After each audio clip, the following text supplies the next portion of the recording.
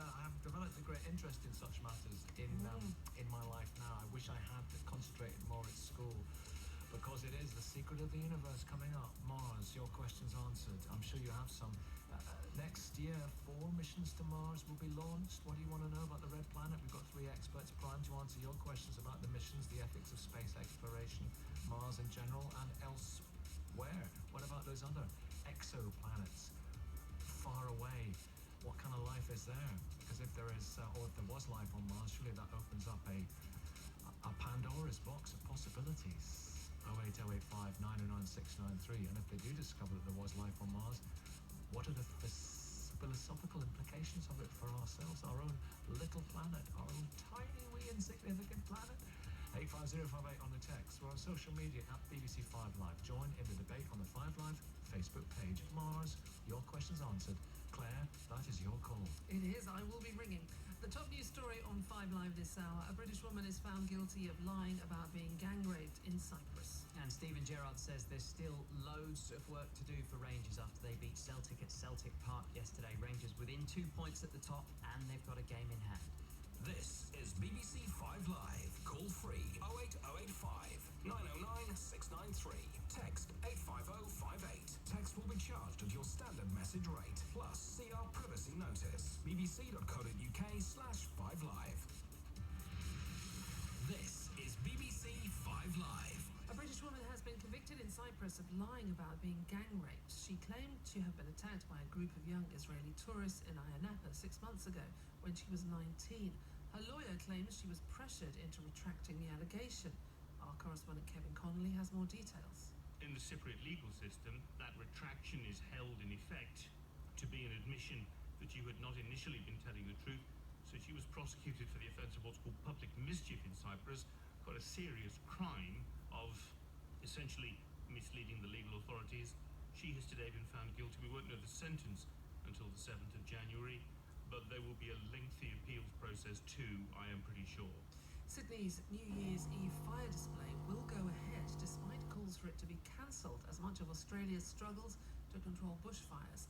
The state of Victoria is seeing the worst devastation, with thousands of people told to leave their homes. ABC News reporter Nicole Asher-Burnsdale is there. They've sent out text messages to people warning them to get out, and locals, there's not a lot of people on the road. It sounds like people have really kind of bunkered down to avoid the heat, but also the danger. There's ash flying from the fires, and the authorities say that the smoke columns from 2 of these fires have travelled 12 kilometres up into the air, and they've joined together. The Mayor of New York, Bill de Blasio, is calling for aggressive and immediate action to tackle what he calls a crisis of rising anti-Semitism. He was speaking after 5 people were injured in a stabbing at a rabbi's house. The suspect has been charged with attempted murder. A scientist in China who claimed to have created the world's first gene-edited babies has been jailed for 3 years. He was convicted of violating a government ban by carrying out his own experiments on human embryos to try to give them protection against HIV. And Rebecca Long-Bailey says she's considering running to be the next Labour leader. Speaking to the Guardian newspaper, she blamed the party's election defeat on their Brexit strategy and a lack of trust from voters. She's promising progressive patriotism. And we will be here tomorrow together. We shall. On New Year's Day with our New Year resolutions. Yep. Like your resolutions, to watch the box sets and binge that people have recommended to binge watch all the programmes. People come up to you all the time, come up to me all the time, don't they? And they say, hey, you've got to watch that. Seriously. Yeah. You must watch that. Yeah. It's brilliant. You'd love it. You'd love it. Do they point at you aggressively like that? They do. They take me by the neck. They push me against the wall and say, you've got to watch that. You'll absolutely love it. Just watch it. But we've no way do we have the time in our lives to watch all the things that people recommend that we watch. No, we don't. And that's a stress. I can do that in 2020. Why do you watch it? No, I haven't. All that stress. No, I haven't watched it. I'm not with the zeitgeist. Leave me alone. I'm still getting through the first series upstairs, downstairs. Goodness sake. And we'll be here together on New Year's Day. We will, yes. Don't go out tonight, remember. You were saying earlier you were going to go and just come straight from your night out to the studio. Got my days muddled up. It's not tonight, it's tomorrow night. Oh, what's a day in? A Martian day? A soul. It's a soul. You got your souls muddled up. Souls muddled up. It's soul music, sweet soul music. We'll be here together on New Year's Day, though, won't we? Yeah, we will. All-nighter, straight in, bang.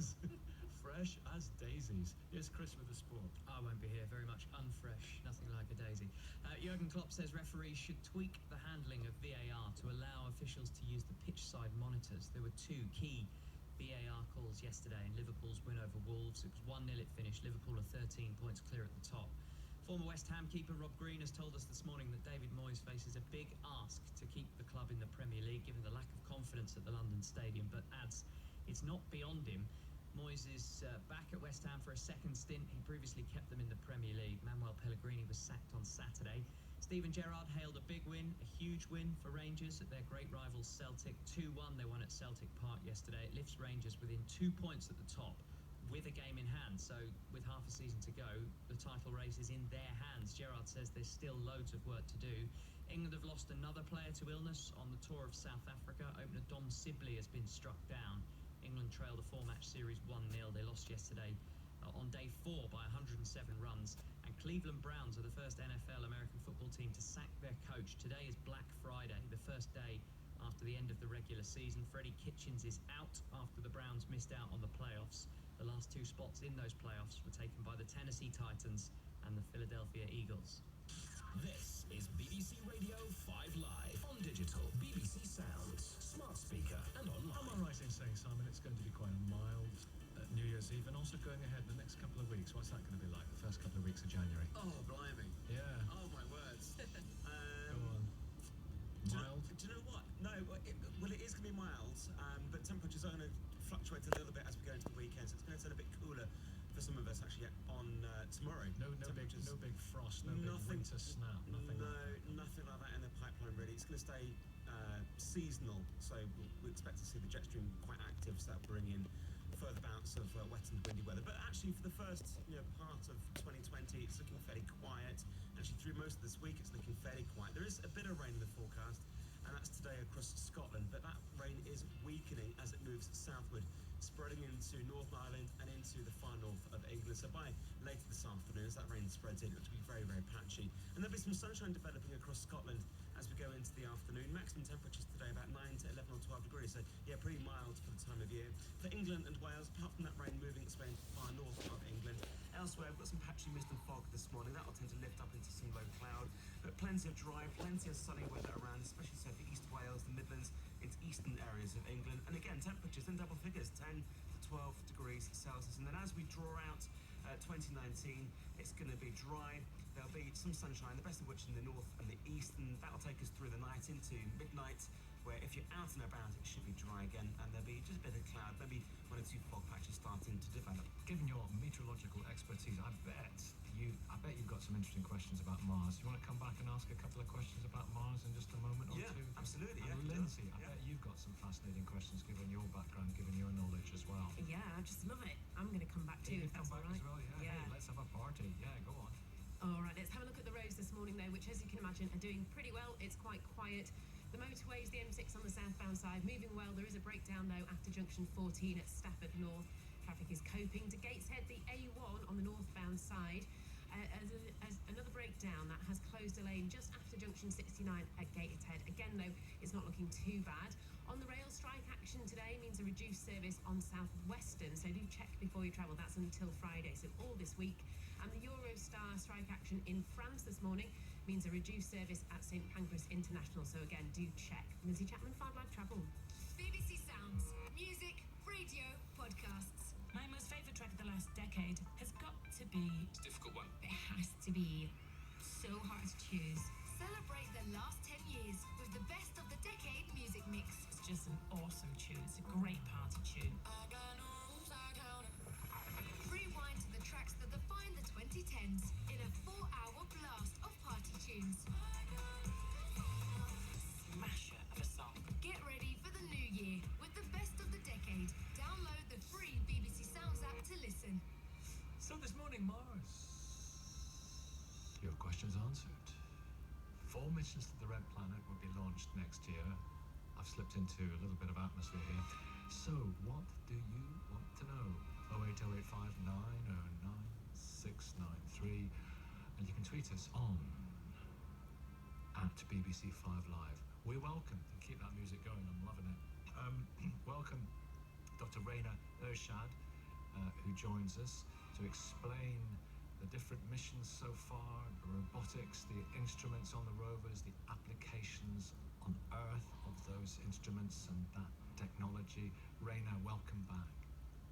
Good morning. Thank you very much. Professor John Bridges, who is eminent in his field. The field is on Mars. Welcome back, John. Morning. And Maggie Liu, who is basically wonderful at explaining the politics behind the different missions involved in sending humans to Mars, where we might be going, how we might get there, when it could all happen. Welcome back. Let's start with you, Lindsay. You've got a couple of questions. I know who isn't keen on this? Who isn't enthusiastic and just bursting to find out more about this? Lindsay. I just find it fascinating. And my first question really is, how long does it take to get there? Because it's one of the closest planets to us. Raina. It can vary. The thing about Mars is that the orbit that it follows around the Sun is different in shape to the one that we follow, which means there are times when it's quite close to us, and so if we're sending signals to Mars, it can take a few minutes. But there are other times when it's actually quite far away, which means that it can take 20-25 minutes to get a signal to Mars. And so it's not a place where we can easily send commands backwards and forwards, which means it's very important that rovers are able to navigate autonomously or on their own, basically without human interference. How long to get there? Again, it can vary depending on the orbits. If you want to get there quickly, which is something that we did on the InSight mission, then that was launched in about May of last year and arrived around November. So it can be as quickly as that, depending on how much fuel and power you want to use in getting there and the relative orientations of the planets. So it is feasible for humans to get there? It is. Bear in mind Time-wise. It's a lot of time to spend on a rocket with somebody, isn't it? it is a lot of time to spend on a rocket. So you need to make sure that psychologically You're going with friends. you're able to cope with that. Yes. Yeah, that is a really interesting question. Psychologically coping with that, Professor John Bridges. Yes, and I think you have to say that getting humans to Mars is a major driver in space exploration. Estimates vary from the 2040s up to the 2070s about when it's going to happen, but I think when I talk to school students, undergraduates, lots of people are really excited by it, and it could be a great unifying thing, but it's going to take time. We've got so many problems on Earth with the destruction of our biodiversity. Is it worth it? Well, that's true. I think it comes down to a balance. So Yes. no one would suggest we should stop urgently researching and trying to turn around climate change. But I don't think that means we should abandon space exploration. Not an either or, yeah. Simon, I'll come back to you, Lindsay. Got another question in just a second. I'm loving this. Simon, what's your question? Yes, you mentioned about climate change. I'm just wondering, is there anything on Mars that can tell us about our own climate and the way it's changing? Yeah. Because it's a very dry place. It's a cold desert, and it's got a lot of frozen carbon dioxide. I wonder if there's anything there that we've seen changing over history that we can kind of learn about our own atmosphere. Maggie, do you want to go on that one? Sure. I'm throwing you hot potatoes all the time.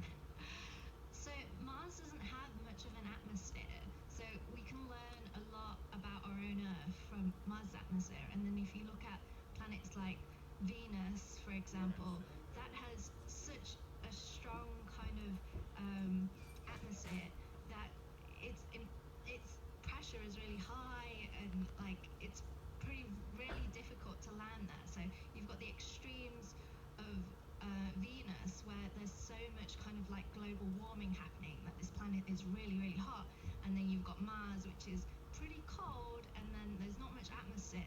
And we want to understand like why these kind of planets are like so extreme, and we're kind of in this middle.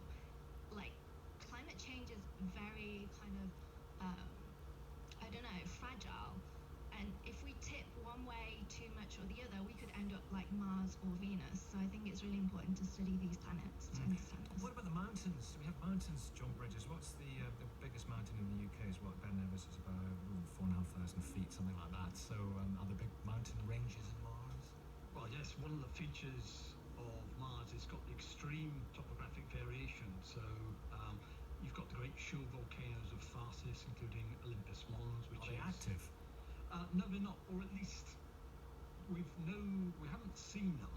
But one of the intriguing things we found, for instance, with the high resolution camera on Mars Reconnaissance Orbiter, is that some of the lava flows around the great volcanoes are almost incredibly young in sort of geological planetary context. They're maybe just tens of millions of years old, which is, a very short period of time in over 4.5 billion years of history. So we do wonder, although we haven't got any firm evidence for it, just possibly Mars isn't completely dormant, but that's one of the things we don't really know about. Mountains, big mountains. Yes, well, the great shield volcanoes, think of Hawaii times 10, so you're getting above 25 kilometers topographic variation. We don't really have the long mountain chains like the Andes or the Himalayas. We have no evidence for plate tectonics, one plate smashing into another.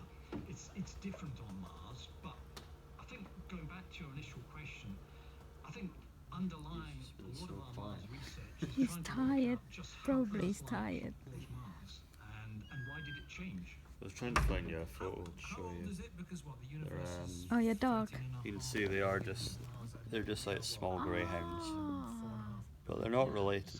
It's not greyhound at all, but it looked like. Yeah. So they're sighthounds. That's what they're classed as. So. They're so cute. What are their names? So that's so that's Bandit. So we got Bandit. him first. We kept their names. So we got him from the SSPCA about 3.5 years ago. They look like brothers, but they're Yeah. And so that's Zoe. not. Zoe and So we got Bandit. her from the local shelter, Mrs. Murray's. So, but they're not. They aren't related. They're Oh, just. they look like. They look just alike. look it. Yeah. But yeah. So Bandit's like my girlfriend's dog, and Zoe's mine. Like so. Are you tired, Harry? You've been very good with the people coming in, but that's why I've shut the door. I think there will be a few people. He tend to overprotective, if but as soon as you say he's fine, then he's all right. Yeah. He think he's a big dog, Just the seeding and he of think life. he's kind of like protecting Pam's me burning. or You've got another one, John. Lindsay. Well, you're doing a good Yeah, job. but he's I want to ask about soil because there's something like he's so friendly. If you steal him, then there are people on Earth. he's quite happy to follow you. Thing He to won't think about fight. just in one handful of soil. Does the soil on Mars contain what's needed to grow plants and food? Anyone? I think that's one of the questions that we're hoping to It's answer a little with bit the instruments that we're sending. disorganized. aimed at Yeah, I'm not surprised. I'm not tracking the reason why surprised. it's Mars, and actually all the Alright, you questions might we've smell been my doggies. asking and answering so No. far are related to this. We know that about 4 billion years ago, around the time the planets were formed, Mars That's a rain on, had its own unfortunately. magnetic field. And we have a magnetic Just- field. Well, and it is 52 Scotland. convection Yeah, bands I that was this- just thought it was multiple so iron mild today. I Yeah. hoped it would we stay think off. Mars But once had a very thick atmosphere with warmer temperatures, higher pressures, and that meant that it had liquid water on the surface. So rivers and lakes, things that you see evidence I of. think I in might just the go into the city structure on the centre for a surface. little bit. And Okay. all of these Just are do a bit of conditions that shopping. are favourable for the existence of life. Shops will be But at open some by point now. it lost its magnetic Let's, field, we which went meant to. that the atmosphere I wasn't took protected anymore, my nephew to and so the. it had solar wind, Union it was bombarded Square? with charged Yeah. particles, and that meant the Plenty of atmosphere shops in there Yes, nowadays. yes. Yeah, temperatures I was lowered, in there pressures yesterday. lowered, the Yeah. water disappeared It from was the surface, quite and good everything was for the bombarded children with because radiation. all the So food surface is quite a quarters hostile place. literally surrounding. And that's one of the reasons we believe The we've not cinema. found life Yeah. on Mars. It's- That doesn't mean That's something that they've done well up there. Is just having all first floors just Yeah, food. yeah. I think And they it's easy as well to park. Is there love beneath the surface? It was busy though. Yeah. Was it busy when you tried to park yesterday? Do we have a definitive Well, answer? it wasn't that busy because our movie started at 10 past 10, so we went Okay. quite early. Yeah. on Mars. So we got So, parking the orbiters that very we have are easy. able to detect. What did you go to see? We went to things see like the that, Star and I think we Wars, found a liquid and I'm not like going to at spoil it for you, but No, I it's think it's fine. quite good. It's one of those things. I watched the original trilogy when I was younger. Can't really remember anything from it. I watched the first, The Phantom Menace. I enjoyed that. But then I watched the two after it and was just sort of nonplussed by them. I watched Yes, tell us more about that. the first one from the new trilogy that came out, and it was alright. Well, I But- think for me, it's one of this movie I'm quite happy to watch over and over again, and also because it's a British movie, so I tend to appreciate more because you think of Hollywood, but this one is kind of like British. That's right. We were hearing So about that earlier on. Yeah, there is that difference. Yeah. Yeah, I just haven't really. The sets are down by Cornwall, I think. I believe that's where they are. But I just have never gotten fully invested into the series.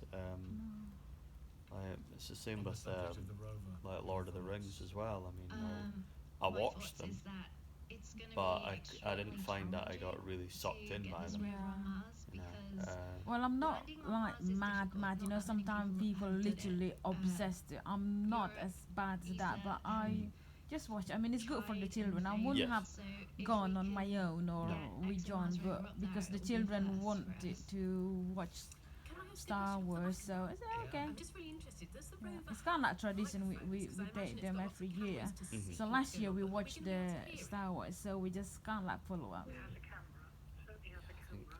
Plus, it's that they're going to be coming out this time Yeah. of year as well Yeah, now, yeah, so yeah, you can make it that tradition. Yes, So. yes. Microphone on board, and like I think it was like earlier this year, it recorded these weird like clinging noises, and it was really like creepy. If you listen to it, it sounds like ghostly. Clinging noises. Yeah, No, just not like clanger noises, but clinging noises. Yeah. clink clank. It's really weird. That they think it's because so it happens whenever like the sun rises and the sun sets. So they think it's kind of like contraction of like I don't know, like the metals or something inside of the rover, but they're not sure. The sensors that we sent up on InSight that were built, actually some of them were built in the UK, were able to detect vibrations across the surface, and we have turned those into sound so you can hear what Mars sounds like. That's incredible. I definitely want to go and listen to that. No doubt it'll end up as some kind of remix. Yeah, the music of Mars. Adrian in Belfast. Thanks so much, Veronica. Adrian, what's your question? Hello, Nicky. So I'm not a scientist at all, but I've wondered for many years how does a planet end up vaguely spherical? And they all seem to be that sort of shape.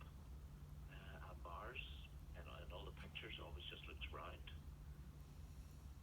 John.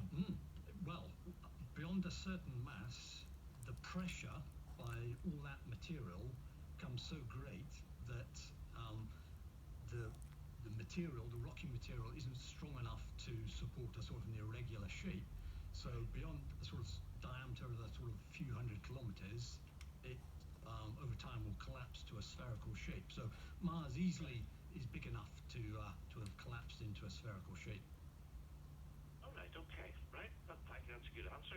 Are there some planets out there that aren't circles or spherical? Are they, Well, I mean, there aren't planets, are they at different phases of Mhm. development? Ovoid ones, maybe.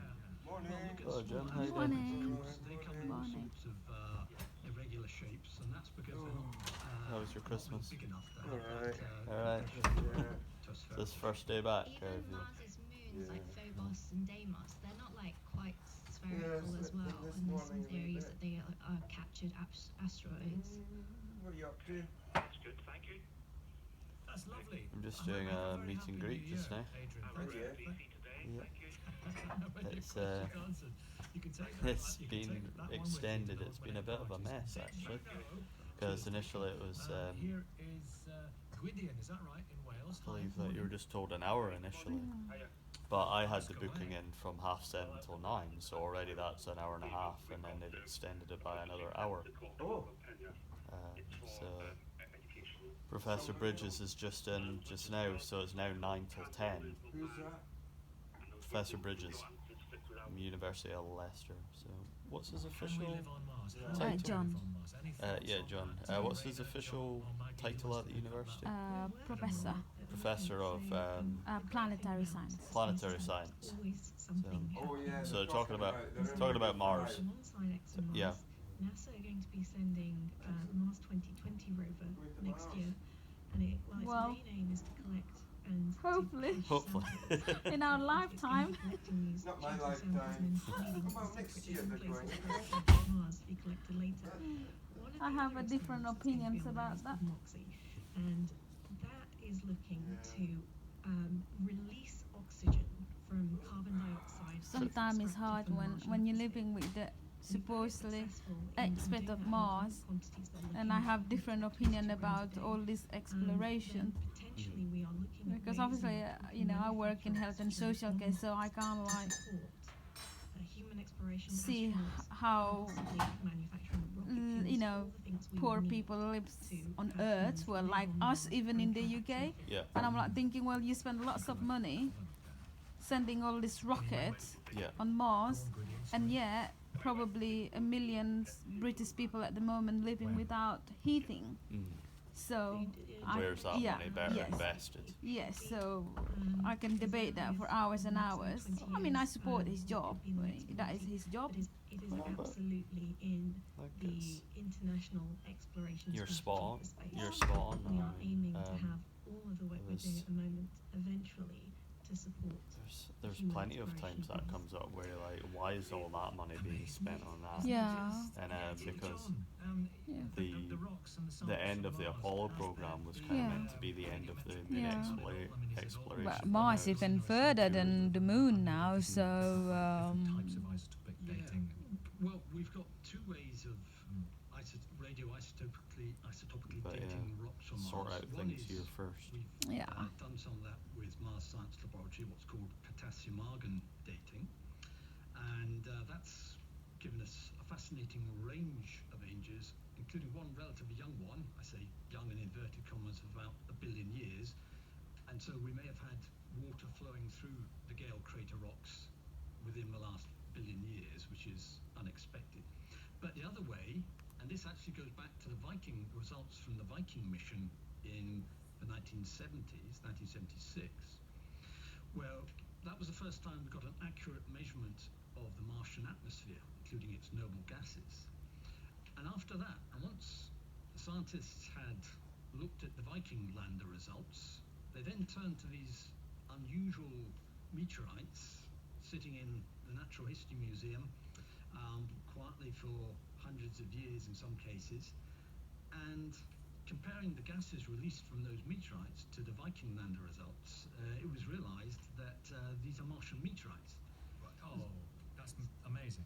So this is where sometimes you get these unexpected benefits in space science research. Yeah. So we now almost get two for the price of one, and that we can study Martian meteorites as we now understand them, radiometrically date them, and so we've got some very precise ages from Mars in that way. I love the geological aging. I always say it was very young. It's a very, because you get that in evolutionary biology, the Precambrian period in our geological history. There was Stephen Jay Gould, the evolutionary biologist, identified what he referred to as sudden jumps in evolution.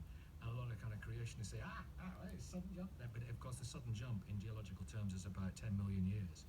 You know, so it's dealing with these things. They're very hard for our heads to get round, John.